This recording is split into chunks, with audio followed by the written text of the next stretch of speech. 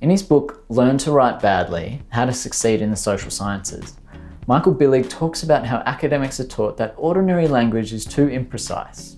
As a result, we academics are famous for making ordinary things into big fancy words. Instead of talking about someone doing something, we turn the act into an ification. We don't talk about using games in learning, we talk about gamification. Things don't become tourist attractions, it's touristification. We don't make verbs from nouns, it's verbification. Complexification is rife. I assure you that's no falsification. We might think that students need to understand the abstract concept so that they can transfer their knowledge across situations. For example, learning how to add a game to a maths lesson isn't as generalizable as learning about gamification principles more generally.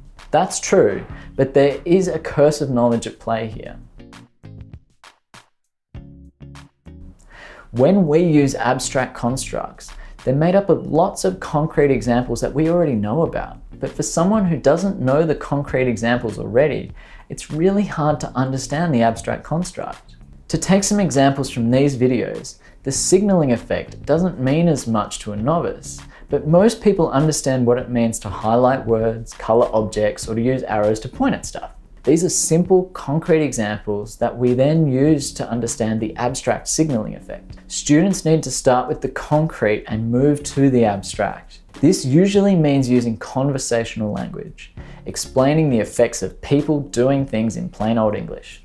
Using conversational language, also known as the personalization effect, has been shown to dramatically improve student outcomes. It improves assessment scores on both retention and transfer tests with moderate effect sizes. It also makes the teacher seem more friendly and helps students feel the content was easier to learn. This doesn't have to involve the dumbification of your units. You don't have to dumb down what you're teaching. But it just means to use the simplest possible language before making it complex, rather than the other way around.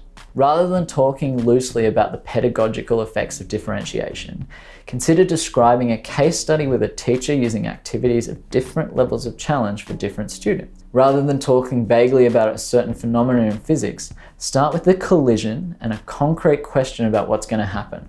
The first part of the rock principle is to make it concrete. If we use verbs and nouns in the active voice, students learn more quickly. The second part relates to the way we help students when trying to solve a case study or a collision problem.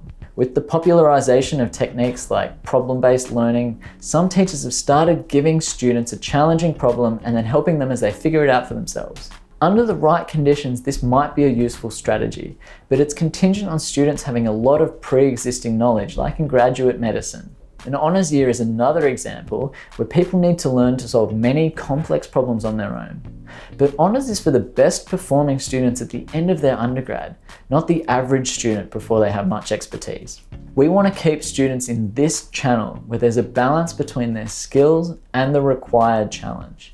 Any more and they get frustrated, and any less than they get bored. Because of the curse of knowledge, it's easy for us to underestimate how hard something will be, providing too much challenge and too little guidance as to the solution.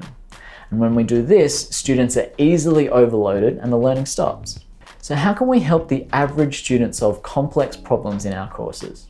Well, thinking about the collision in physics, we could walk through an example of two balls colliding before asking students to work through a similar example, like a collision between cars. Or we could talk about how a teaching tool like differentiation applies to a physical education class before asking students to plan a maths lesson using the same strategy. These approaches for making solutions concrete both involve providing what's called worked examples. A worked example is where we provide the solutions to a similar problem and then ask students to transfer that knowledge over to another problem. This process has been shown to significantly increase student learning across 62 studies. Two options for doing this involve fading and self-explanation, both of which lead to big improvements in learning. Fading involves taking a 4-step solution to a problem, for example, and slowly removing the number of steps done for students. If teaching business, you might give students a full marketing plan, except they have to draw up the executive summary. Next time they do the summary, but also the online and the promotion strategy, and eventually students do the whole thing. Doing so helps gradually increase the required difficulty of the problem in parallel with students improving their skill. The other option is to encourage students to self-explain the worked example, or even better, explain that worked example to another student. Doing so helps them process the example more deeply rather than just skim reading it and copying it across. And it also helps them identify areas where there are gaps in their knowledge. So the 2 ROC principles involve making it concrete. Use worked examples to make the solution to a problem more concrete, and use conversational language to make your explanations more concrete. Both of these strategies will take your teaching out of the Stone Age. You have to be bolder than that. I think I've hit rock bottom.